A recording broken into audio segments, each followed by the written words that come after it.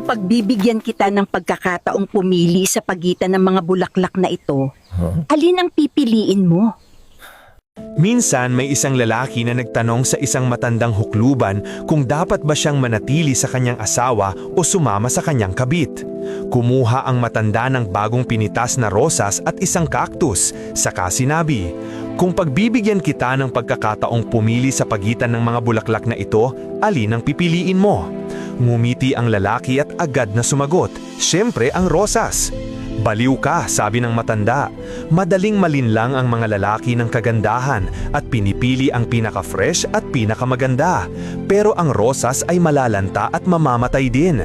Ang cactus, kahit tinik ang meron, ay mananatiling luntian at darating ang araw na mamumukkad ito ng pinakamagandang bulaklak na iyong makikita. Ang iyong asawa ay kilala ang iyong mga kahinaan, kapintasan at pagkukulang. Samantalang ang iyong kabit gusto lang ang iyong tagumpay, pera at ngiti. Ang asawa mo ay nariyan sa lahat ng iyong pagbagsak.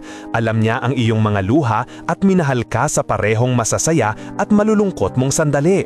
Samantalang ang kabit mo, iiwan ka sa oras ng kagipitan at ipagpapalit ka sa iba na kayang ibigay sa kanya kung anuman ang ibinibigay mo ngayon.